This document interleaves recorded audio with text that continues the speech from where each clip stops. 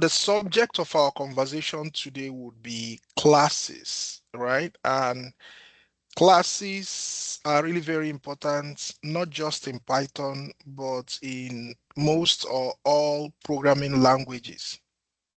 Now, in the past, most of what we have been doing in when we run or write some of these programs, right? We are just writing programs that run from the top to the bottom, right? And they are like sequential programs. In other words, after this is done, do the next thing, and then after that is done, you do the next thing. So you can write 15,000 lines of code, but everything just flows from the top to the bottom. But we gradually began to make changes to that, right?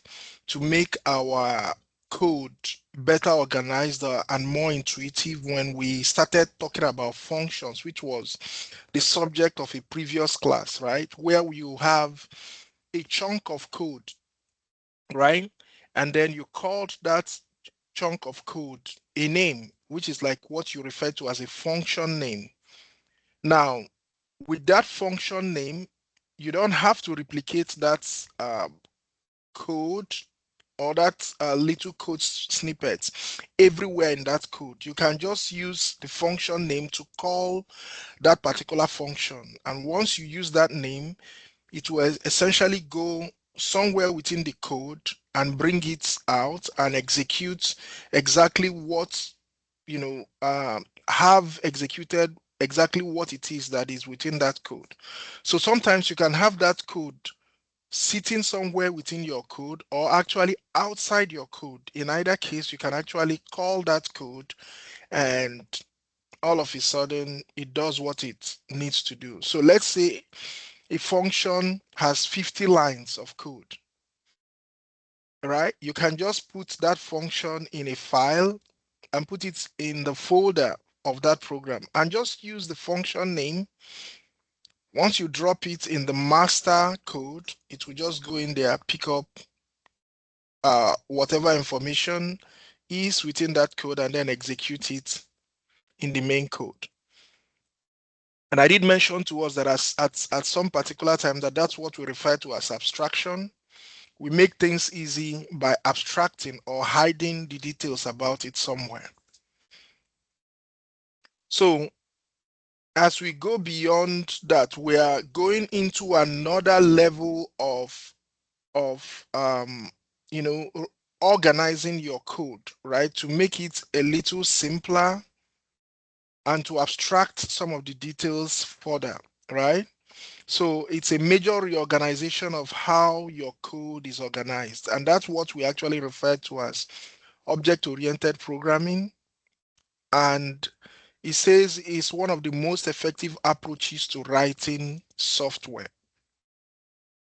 So in object-oriented programming, you write classes that represent real-world things and situations, and you create objects based on these classes.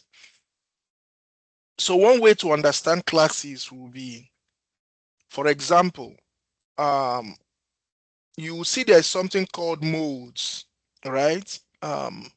So if you want to create certain plastics, right? There's a particular plastic shape you are interested in making. You don't have to use your hands to mold all of that plastic. You can just go make some kind of mold, right? Maybe it's made from some kind of metal and you make it into the shape of what you want. And then each time you pour in the molten plastic and then you put in the stamp, all of a sudden it will create the shape that you want. So a class is literally kind of something like that, right? It includes all of the attributes and behaviors of the uh, object you want to create and use it as a stamp to create many objects of that shape that you want. That's one way to think about classes. And we're going to, as we go through, walk us through what a class is. So essentially, you create a class, you give it all of these attributes and behaviors that you want to be replicated in an object, and then you use that class as the master key or the master mode to now duplicate and create all these objects that you want. So by doing that, right, all of the attributes of the class are reflected in the object. All of the behaviors of the class are reflected in the object. The good thing is if I want to create a human, for example, I know that every humans have differences, right? But every human has two legs, two hands, two eyes, two ears. I can use that as a model. But one of the things you realize is humans are also different from each other.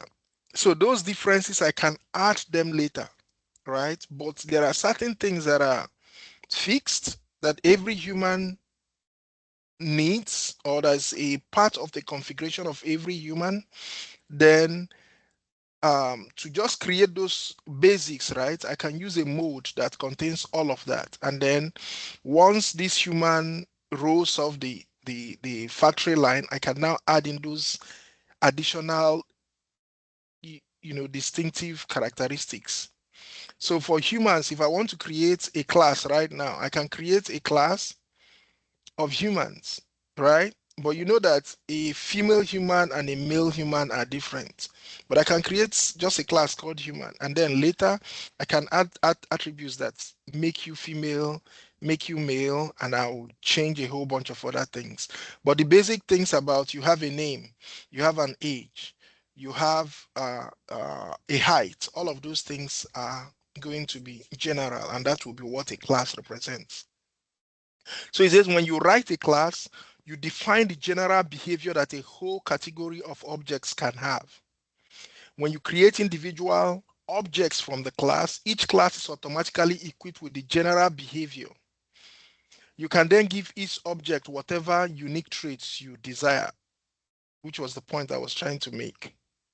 So it's interesting, as it were, how well a class can actually model real life situations, you know. And all of this is what the subject of object-oriented programming is really about. So there's something we refer to as instantiation. Instantiation is actually making an object from a class, right? So I talked about how you create the mode. The process of now making the individual, objects from that mode or from that class is what you refer to as instantiation.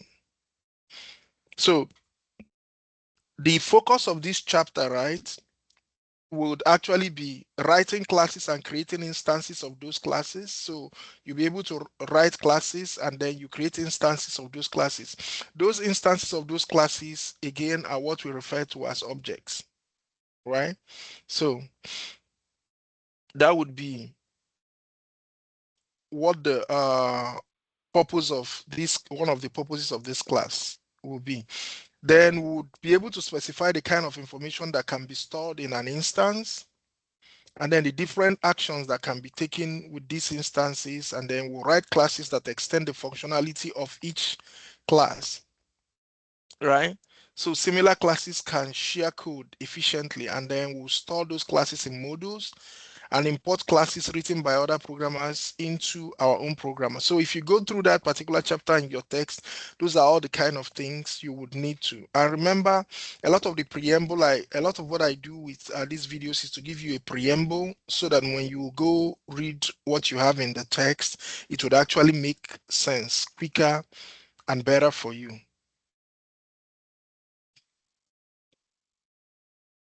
So the next question will be, why object-oriented programming? Does anyone have a question though?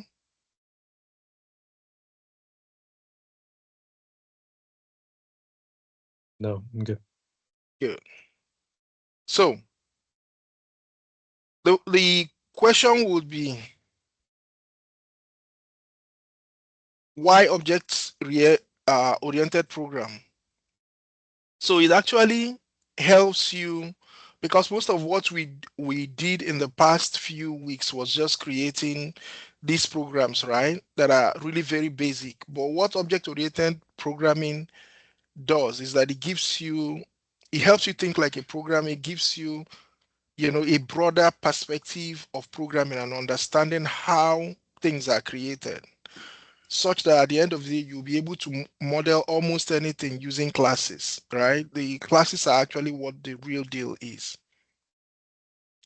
It will help you literally understand and know your code, the logic that runs the code, and it would also, especially if you have collaborators, it will help them also understand what you're doing with your code.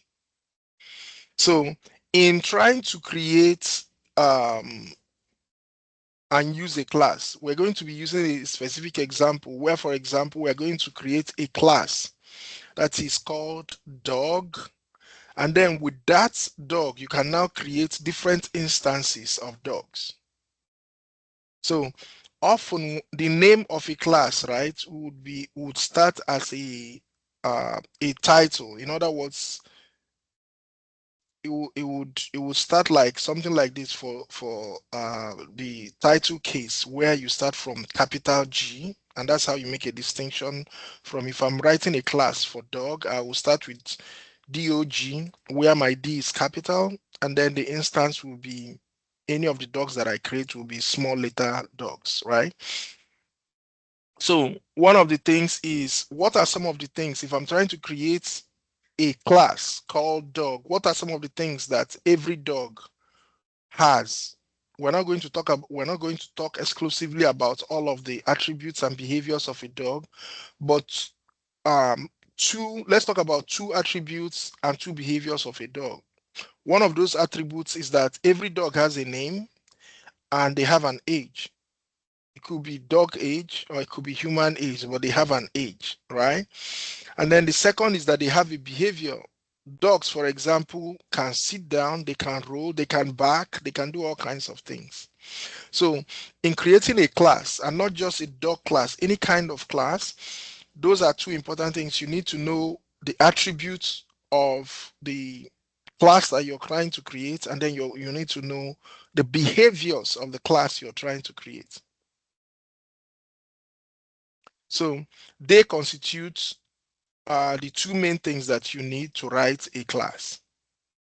So this class will tell Python how to make an object representing a dog. Those are the two ingredients that you need. So once you have created that dog, your capital DOG, then the next thing would be, you can now use that dog, to that class to now create an instance. Is kind of similar to what we did in functions, right? You create a function and then you do a function call where you now include specific attributes, right? And then they will map to the parameter, and then all of a sudden you get the results that you want. So in creating a dog class, this is a typical example of, and then we're looking at a dog class, right? Each instance created from the dog class will store a name and an age, and will give each dog the ability to sit and to roll over. Again, two key important things, right? You want to know, first of all, what are the attributes? These are the characteristics. So for a human, for example, what are some of the attributes of a human? Some of the attributes of a human is my name, my age, my height, my skin color. All of those things are all my attributes. What are my behaviors? My behaviors are things I am able to do. I can run, I can shout, I can sing, I can read, I can talk, right? And you can see how it will now become easy for you to model anything, because almost everything that you're going to encounter in real life is going to have a set of attributes and will have a set of behaviors. And that's how you model any object or any person, thing, place, or whatever. So in creating this dog class, what do we have? We have, this is the name of a file, assuming I was going to put this out there as a standalone file. And then this is what my class looks like. Class, this automatically tells Python that I'm trying to create a class by simply writing class. And then, like I mentioned to us, this has to start with a capital later, the first one. So it's a title case, right? And you're already aware of three quotation marks, open and close, which is exactly what tells Python, what's going on. It's like a description. So when it wants to print out a description of what that program is about, Python comes in here and then it looks at anytime it encounters the three quotation marks, it automatically knows that this program is trying to tell it to explain what's going on, what the program is about. And then after that, you now have a bunch of what I will call methods. Now we call them methods. You see def, def, which is definition, definition. But notice that you have heard something about this def before. And if you can remember very much, this is when we were talking about functions. We said uh, a def is a function definition. Now, when you have a function as part of a class, right, it's no longer called a function because these are actually functions. 1, 2, 3. But because it's within a class, it's not called a function anymore. It's called a method. It's called a method, but it has the same characteristics, does the same kind of things that a typical function would do. The only difference is because it's encapsulated within a class called dog, it is now referred to as a method, and that's how it's just a nomenclature thing. But why is it encapsulated under the class dog? It's encapsulated there. How you can know is because you can see it's not on the same line with dog. So anything that is not on the same line, with dog, you can see that there is a space between this point and this point. All of these are under the class, right? So, and then if you look at this carefully from what I talked about before, this is essentially your attributes, right? And you can see it. What are those two attributes? Your name and your age, which is the two things that we talked about, name and age, right? So those are the parameters in this particular function, or as I said, in this particular case, they are methods, name and age. But you ask me what's going on with this self. Self is completely different, right? Look at what self is. Self is actually the object being created. It gives the object access to its own data and methods. So that's the self. So every program you're going to have is going to start with self before it now lists all the other attributes that are going to be there, right? It starts with self. So self is saying, hey, first of all, I exist. So when you want to create a person, place, or thing, the first thing you start with is self before you now list all the other attributes that it has. So then after that, you can see what's happening here, right? So if I want to now store like a name, for example, inside an object, because this is my object, which is what I'm trying to create, right? I can now say dot name. This is a variable. In other words, I'm mapping this variable to self. I'm mapping this variable to self. So that's what's going on here. So self is the object you're going to create. Then the rest of what you have, the parameters, will be the attributes that self has. And then this is how you map it to say, okay, this is an attribute of this, this is an attribute of this. So that's the first part of any um, class that you're going to write. But notice another thing, there's another thing that you see there. So whenever you see def or definition, right, def, if you notice here, let me just click here. Notice you can see what has happened there. There are actually two underscores, not one.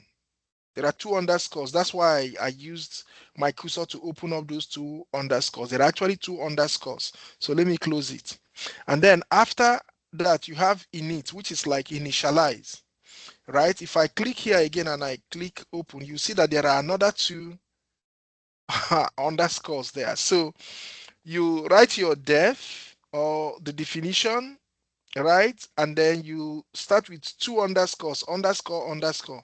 And the reason why you have these two underscores is the creators of Python were trying to make sure when they were developing the class that you do not mistakenly create your own, because there are times you might want to create your own method, right? And you use an underscore and it will create some kind of confusion.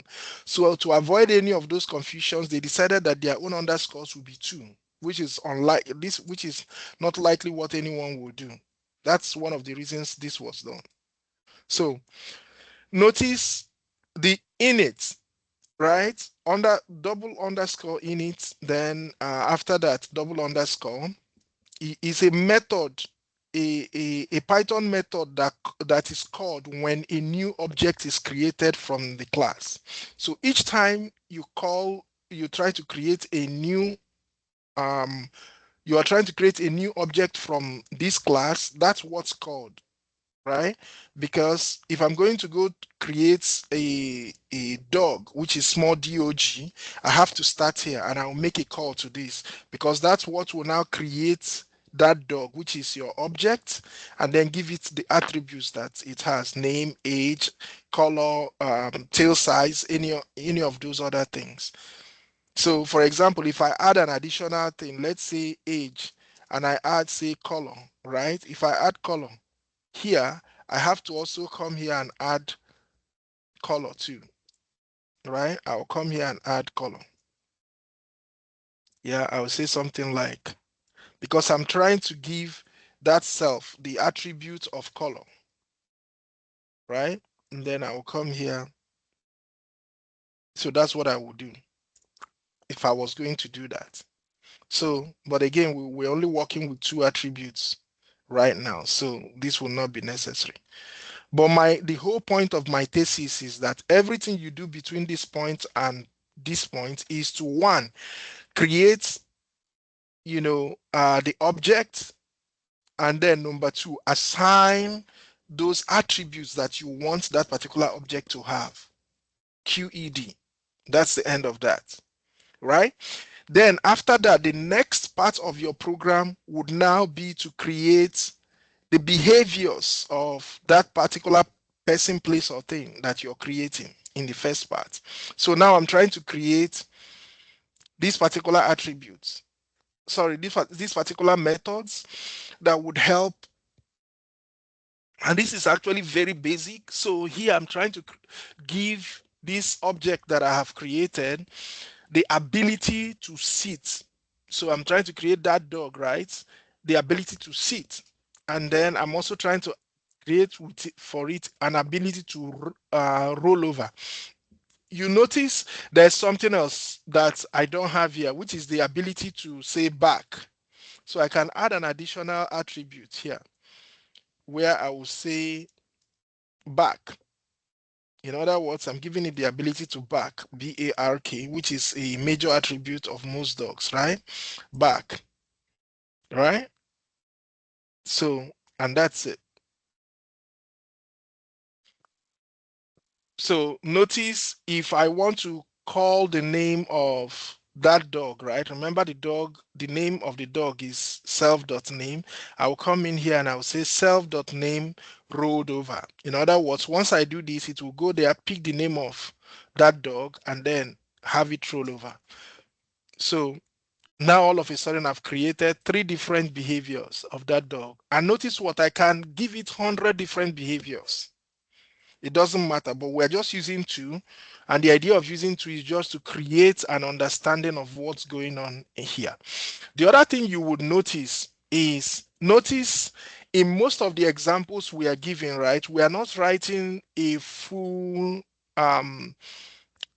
program or code of what we want it to do, because ordinarily, if I was creating a game or something right now, because I'm trying to show how to ask the dog to empower the dog with the ability to sit, this is where you will now write a code, and that code could be 20 lines, it could be 30 lines, right? Where if this happens, do this, if this happens, do this, right? Blah, blah, blah.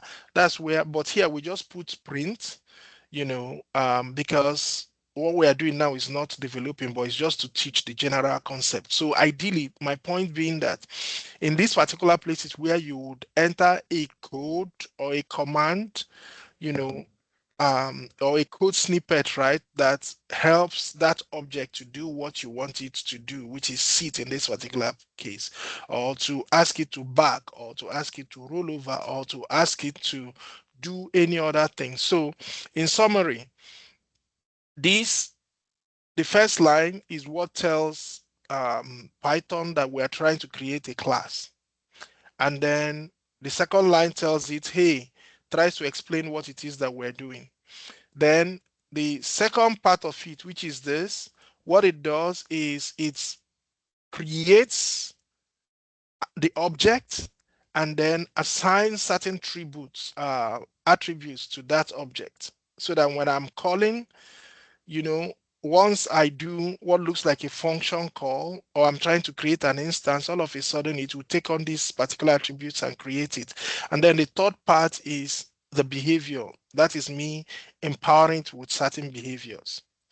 So that's it. And I think a whole bunch of that, what I've talked about, would have been captured in these particular conversations. Yeah. So what else do we have? Mm. So we are looking at making an instance from a class. How do we go about making an instance from a class? That's the subject of the next part of the class. How do we go about making an instance from a class? So think of a class as a set of instructions for how to make an instance. So it's a set of instructions for how to make an instance, right? Now, um, the class dog, remember the capital DOG, is a set of instructions that tells Python how to make an individual instance representing a specific dog. So you have the class, anything it creates, a duplication of that, is an instance of that class. You know, think of it like you have an original and then you do a photocopy. The photocopy is going to bear the characteristics of the original document, right? So the photocopies will be individual instances of that particular original. So I have a key, and I want to give you a copy of the key, right? And I want to give 100 different people a copy of the key. I'm still going to keep my original key, but I go to the locksmith and I'm like, hey, use this particular key and all its characteristics and stamp out 100 pieces of this key for me, right? And then that's what's happening. So each of the other ones are not the original, but they are instances of the original. That's what's happening here. So we're looking at this particular case. By now, ordinarily, I would assume that you can actually read this code and tell what's going on. So let's start. So again, this is our dog. The definition, if you look at this, of course, you automatically know this is the attributes. First of all, this is the object we are trying to create, and then this is the attributes. And then to map these two attributes to self or to the object, we do something like this: self.name is equals to name self.name. And why are we doing this? So that each time when I go out there and go anywhere I go, say something like name, everybody will know that what I'm actually trying to say is self.name, right? The name of self. Each time I go put age somewhere, I'm actually trying to say that is the age of that particular object. That's why you do that. And then finally, you now have the behavior. So the question is, how do I now go ahead and create an instance of the dog? Here it is. So let's say I'm trying to create my own dog from this instance of a dog. I will say it will be equals to, and I will start with my class name, which is dog, capital dog, and then open and close bracket or the parentheses. And the same thing that we did in, what do you call it? The same thing that we did in functions, if you remember. All you need to do is, what is the name of my own dog that I'm trying to create? You put the name. The name of this dog is Willie. And then what's the age of this dog? And I put it here, right? Same thing we did with the functions. And then I try to print it out. And I say my F string, right? My dog's name is my dog dot name, which is my dog dot name. Yeah. And all of a sudden, and I'm trying to find out the age of my dog, and I do the same thing. F string, my dog is my dog dot age. But with this, I'm able to have created this my own specific dog. Let's say another person wants to create their own dog too, right? Then I can come in here and I will do something with some other person's dog. And I'll call this his dog or Mary's dog.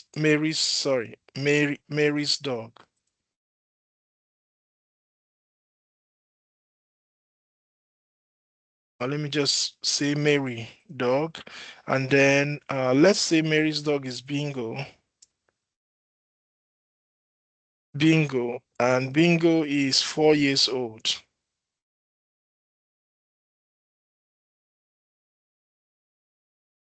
Mary is 4 years old. I want to create, I'll be like Mary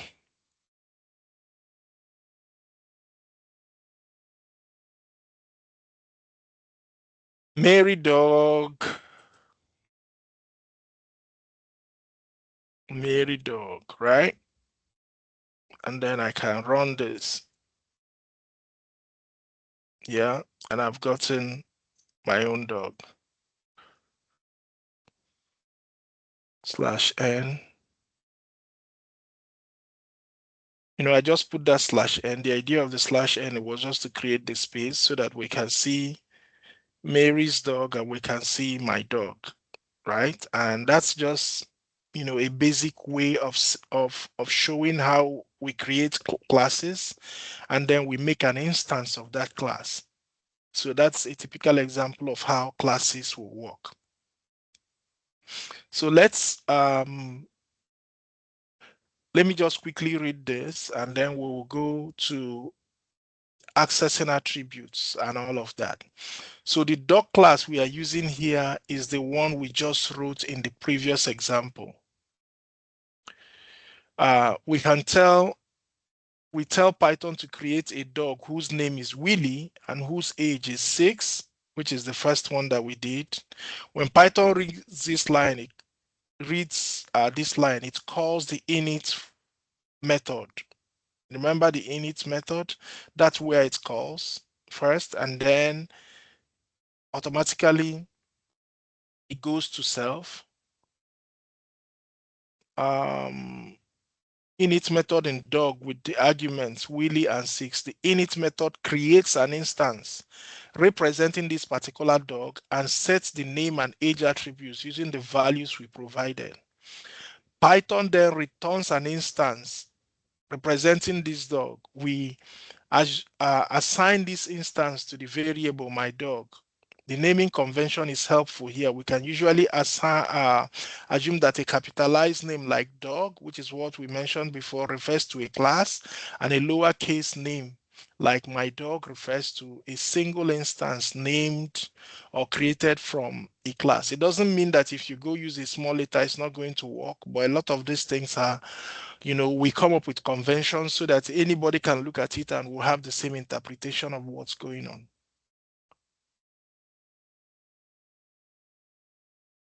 Okay, any questions?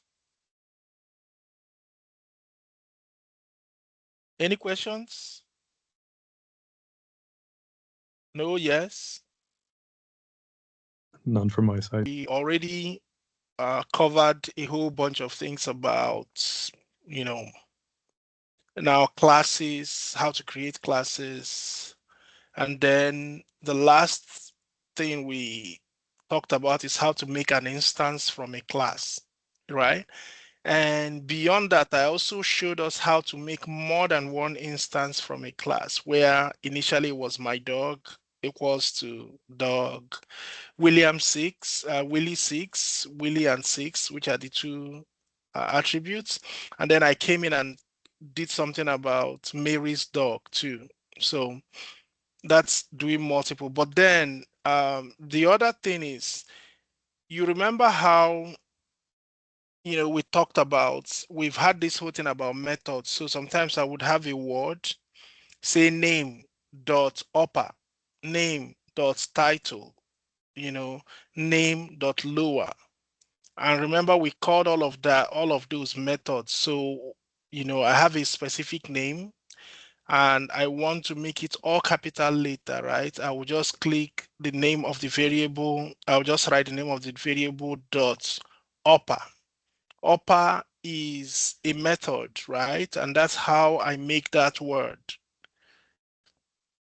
a capital letter. So that's the same logic that is being used here, right? So it says to access the attributes of an instance, you use the dot notation. What we are mentioning by the dot notation is actually this dot here. So if I want to access the name of my dog, I'll just say my dog dot name. Yeah, and that's how I find out the name of my dog. Same thing happens if I'm looking for any other thing about it. I would use the dot notation to access that information. At this point, right, this will now be what you refer to as my method. And we created that method right here. This is where you created that method. So each time I say something like my dog dots, for example, this is it here, my dog dot name, all of a sudden what it's doing is that it's going to call this name, which is Willie, right? Which is what's going on here. So I can do that for the dog, I can do that for the age, I can do that for any other attribute that is defined in my program.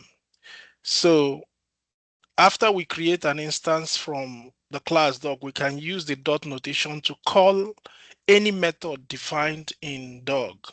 And you can see what's happening here. We finished talking about the specific attributes. The next things we are talking about now are, for example, these behaviors like sit, like rollover. So how do I call these particular behaviors? Very simple, right? I also use the dot notation, which is my dog dot sit, right? Once I write my dog dot sit, it just goes whatever I have under sit here. Like I told you, we used a very simple uh you know instruction or code where, like, to define this is all you need to do. It could be a code that has 50 lines, it could be a code that has 20 lines, right? All of that, so that each time I say dot sit, it will go execute that code. Each time I said my dog dot rollover, it will go execute that entire code. So that's how you call the various methods, and this is how you create the methods themselves. And the first one you have here is essentially, you defining what that object is. And this is the object, and these are the attributes of that object. So now to call a method, we give the name of the instance. I already explained all of that here, so I'm going to move on. I also already explained calling multiple instances. This is an example that we used just now, where, for example, this is my class. All of this is my class, and I already told us this is the definition of the class. Class is telling Python, hey, this is a class. This is me, defining and giving the particular object. My object is self, and I'm giving it all of these attributes, right? All of the things that makes it an object, right? And then I'm assigning each of those attributes to it because you are self. So I'm going to give you a name. I'm going to give you an age. I'm going to give you any number of other things. Here, you could have 100 different attributes, right? And then after that, these are the behaviors: sit, roll over, and like I mentioned, like humans, there are any number of things we can do. We can run, we can jump, we can eat, we can breathe. I can give it all of those, create all of those methods, right? And then here I would write how it does those things, right, in my code. And then I can call it up easily. I can call it up, and then I'll give all of the characteristics of the specific dog I'm trying to create. And then, and as you listen to this, begin to think about games, right? You see those games where they are playing and you have all these characters running around and doing their own thing. They have different colors, blah, blah, blah. It just starts with one class, right? And then you now give each of the characters their own distinct characteristics. Okay, this one is blue, this one is green, and then when it comes to power, this one has 1,000 bullets, this one has only 10 bullets, and all of that. So that's how you create things like that. You start with a class, right? And then this is my dog, your dog. We print out my dog's name, we print out my dog's age, and then the particular behavior of my dog, which is sit, and it does that, right? And then we go to the second one, which is your dog, right? And then your dog, which is your dog here, your dog's age and your dog's seat, So that's what we have here. My dog's name is Willie. My dog is 6 years old. Willie is now sitting, right? That's all I've told you to do. Your dog's name is Lucy. Your dog is 3 years old. Lucy is now sitting. I can go ahead and I create another dog here. I'll say something like Sam's dog. My dog, your dog, and Sam's dog. Sam's dog, right? And let's call Sam's dog Bingo, right? And then Bingo is the big one. Bingo is old in dog years, right? It's 13 years old right now. So I can do the same thing. All I need to do is copy this and then change just a few things. So I'll be like, your dog is, so here I change it to Sam's dog. That's all I would have to change. And where else? Sam's dog, right? What else? Are we missing anything else? Dog seat. That's it. You see, your oh no, sorry, this is Sam's dog. Sorry, this is my dog, your dog, and this is Sam's dog. I will say Sam's dog, and I'll say Sam's dog. I remember this slash n. The idea of slash n is just to create a space because it's like new line, right? And then you run this. Okay, my dog Willie is now sitting. My dog's name is Willie. My dog is 6 years old. Willie is now sitting.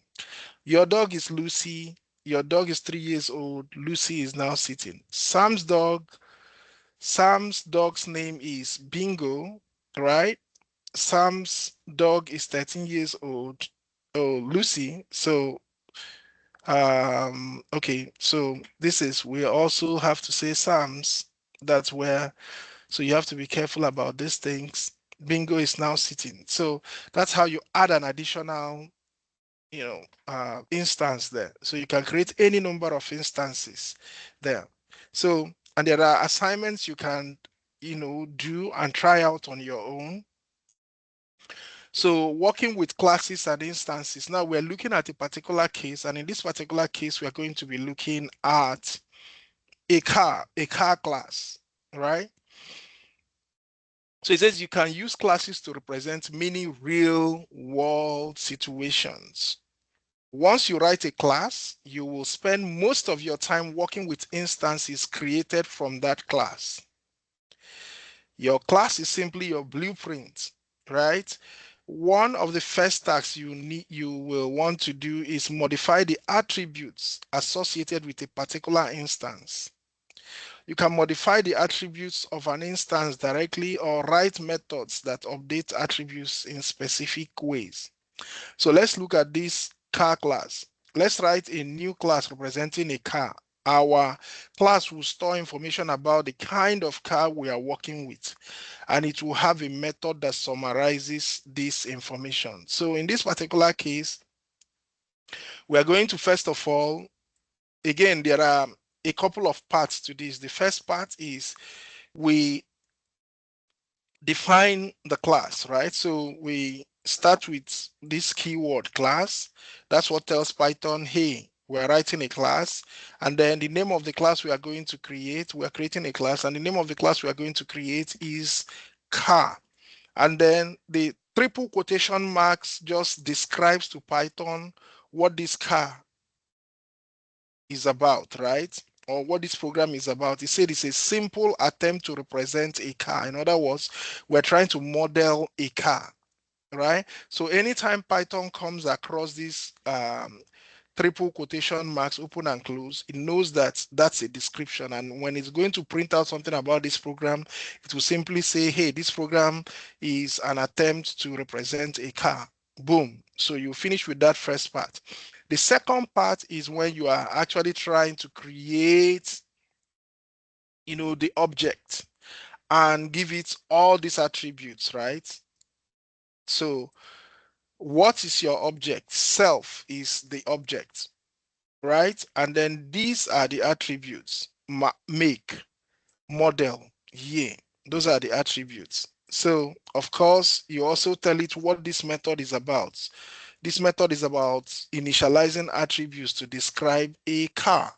So we start with, we have 1, 2, 3 attributes. We want to map these attributes to self, to be like, okay, self has a method that is called make. It has another method that is called model. And it has a third method that is called year, right? So this is you have defined this particular object, right? So the object now stands. So anytime I want to create a new instance, I just go here. Init is what tells Python, hey, you can create an object called self that has these attributes. That's what this whole code is all about.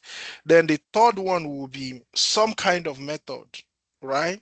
That has something to do with this, right? But that's not necessarily so. Sometimes it will be the behavior of this. But in this particular case, what we are trying to do here is to put together, notice, return a neatly formatted descriptive name for that particular car that we are going to create, right? And it's always good when you have a method, you create a method, that you make the name as descriptive as possible, so that by someone just looking at the name, they would know what that name is about. And in no place is that as explicit as what we have here, right? Where we say, for example, define seat and rollover. With rollover, you just know, we are talking about a dog. This is seat. So that means, hey, I'm trying to make this dog sit, like, how does it sit? All of that is defined by this. And then rollover, a dog is able to roll over. So all of the things that makes that a digital dog rollover will be captured here, right? But in this particular case, we are talking about a descriptive name, right? So we're trying to return a neatly formatted descriptive name. So we now say something like, we create this variable. We want to have the full name of this car. And the full name is long name is equals to f string self. We start with self.year. In other words, we are getting the year of the car. Self.make, the make of the car, and self.model, the model of the car. And then eventually we want to return the entire long name, right? But when we return it, we want it to return dot title, which is essentially, it's going to be a title case, Title case essentially means the first word is going to be capital letter, right? That's a title case. So that's what you have here. So we've created this method, right, that can help us pull, instead of printing this one by one, we want it to print all of them together so that each time I want to know something about a car, I can get all of that information about the car together. And that's what this um, method helps me do, right? So I now say, to create my particular instance, I'll say my new car. So this is the name of the instance I'm trying to create, is equals to car, in parentheses, Audi, which is my model, and then I have um, A4, which is my make, and then this is the year of my car, right? Which is my make, my model, and my year. Those three things, right? So those are the things I'm trying to call, right? Which is also my make, my model, and my year. I'm trying to call them here, right? So, and then I'll be like, print out my new car dot descriptive name. In other words, I'm going to go pull this method into this place and then I run it, right? So look at what it does. Because in this particular place, I've given it a specific order. My year, my make, and my model. So if I call this method, the way I call this method is just by saying my new car dot get descriptive name. It will just give this to me, 2019 Audi, and it's an A4 model, right? So the next thing I can do is we can also set a default value for an attribute. You'll see what I mean by that, right? Remember, these are all of these things that you have here are attributes, right? The attribute of an object, and self is our object. But then there are attributes make, model, year. So, but this is trying to say I can actually create a default value for an attribute. So notice what's happening here. If you look up here, you have self, make, model, year. And how do we define that? Usually to assign all of these characteristics, right, to our object, we come and say self.make, which is equals to make, then we do for model, and then we do for year. But notice that all of a sudden we have a fourth attribute that was not listed in this parameter section, right? So it says, let's add an attribute called odometer reading that always starts with a value of 0. We will also add a method, read odometer, that helps us read each car's odometer. So this is one of those characteristics of the car, but we want to assign it a default value. So we include it here without including it there. So that's something that is also possible, right? So now I want to we already have done this, so you know what this is, where we are talking about the descriptive name of the car, blah, blah, blah, everything we did, so you understand this. So the next, we are adding an additional method now. And that additional method is we want to be able to read the odometer of this car, right? But we are initializing it from 0. In other words, it's almost like a new car. We are starting from 0. Even though we have a very simplistic thing, this is a place where you can now write a code to be like, okay, if you go this number of miles, this will be what your odometer will be reading, and then it will reset, right? And it will keep going. Every time you get to a particular place, the odometer would update, and it would update, and you have a program there that does that specific thing, right? So for a car, you can have different methods that do different things for that particular car. So my new car, and then we are to create a particular instance of this, we said car, We have an Audi A4 2019. We say print my new car dot get descriptive name. We already did that, so you know that it's going to pull this descriptive name. And then we've added an additional thing now, right, where we are saying my new car dot read odometer, right? And then we run that, right, and see what it does.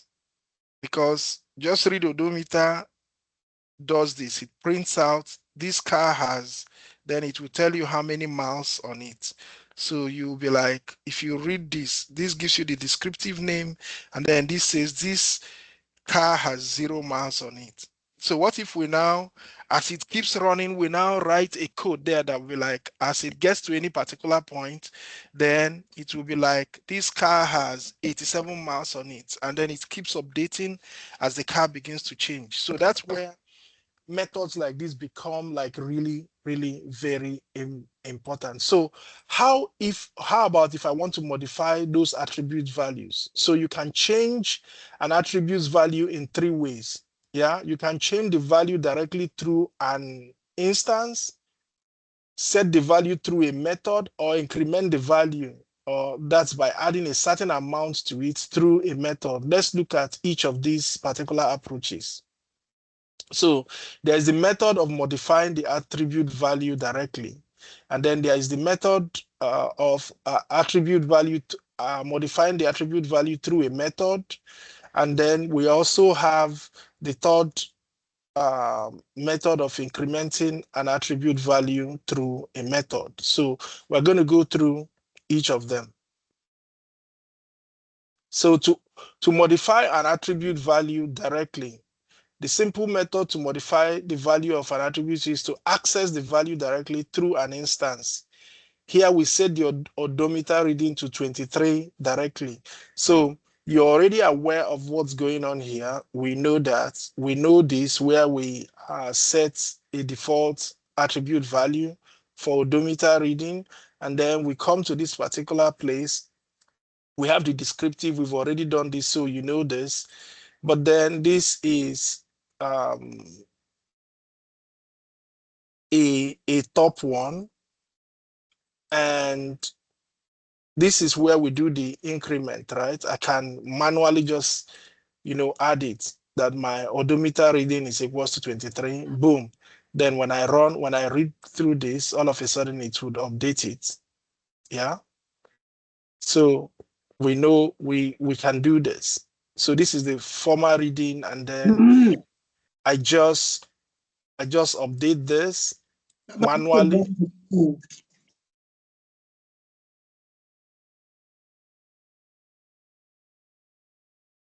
So we can update.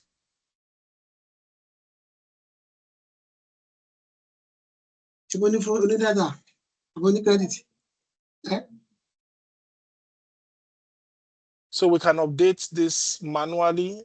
We can update this manually by simply assigning a value to it manually, right? And then we print out everything, and then it gives us, of course, the description. This car is 0 miles on it. This car has 23 miles on it now, right? That's manual update. But then another way we can do it is to modify that attribute through a method.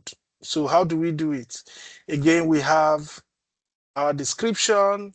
This is, you're all aware of each of these lines of code and what they are doing, right? This is where we define the odometer, and then we come in here, right?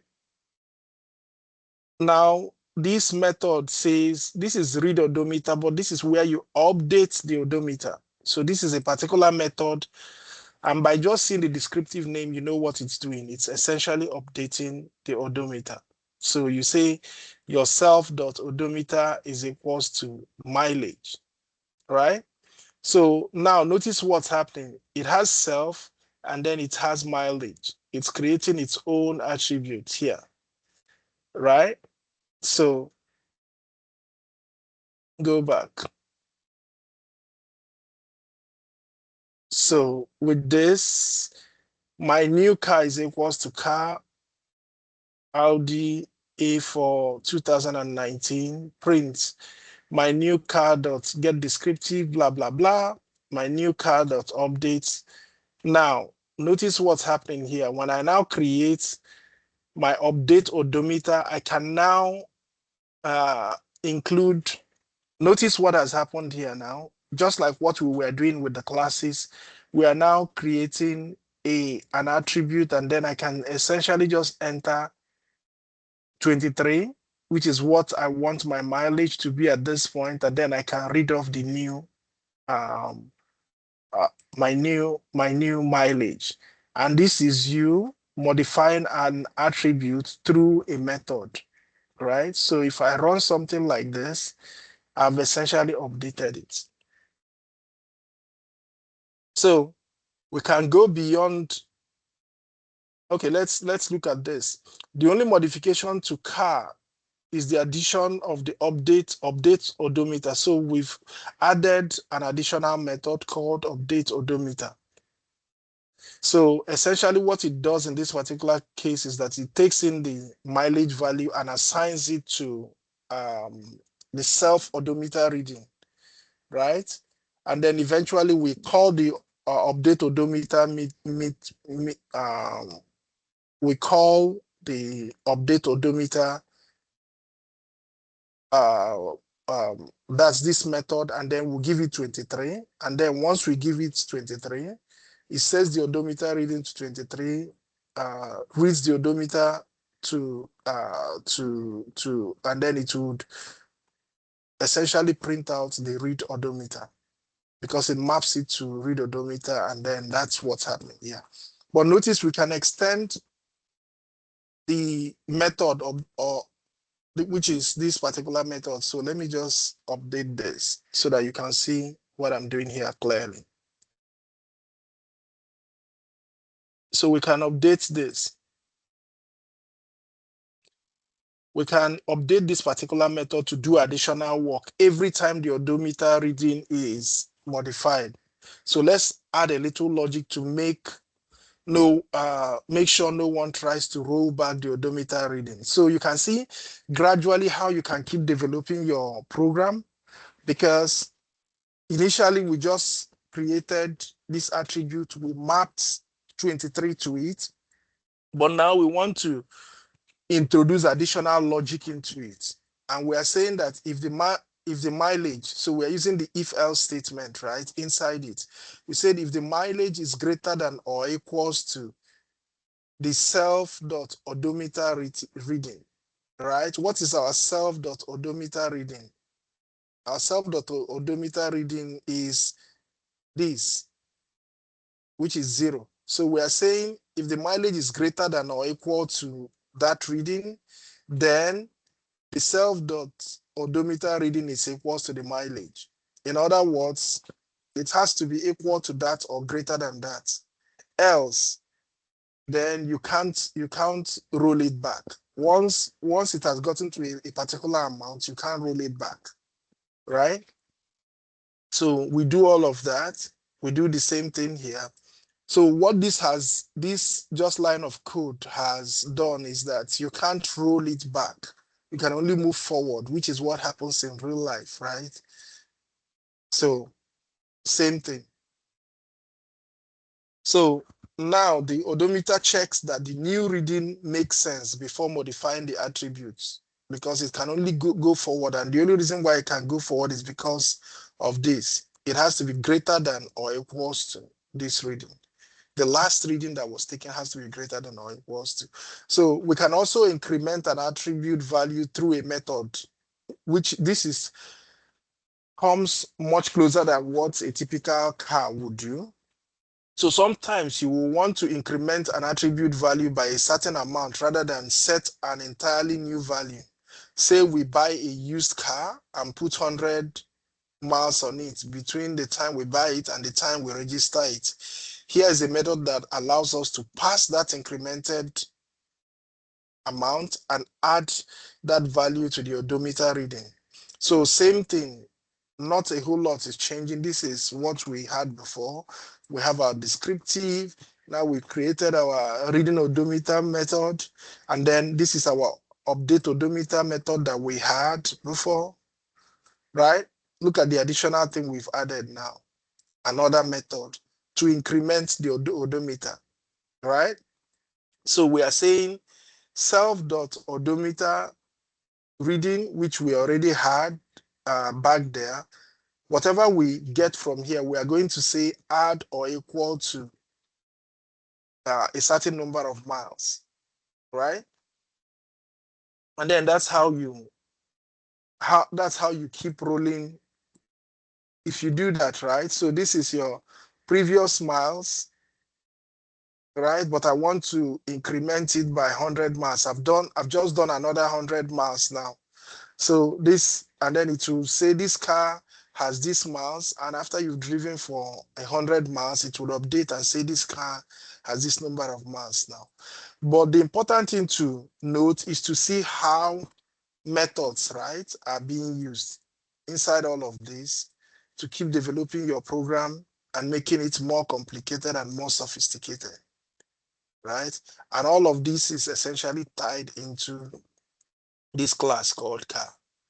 So you can make this your car get more and more sophisticated and be able to do more and more things as you proceed.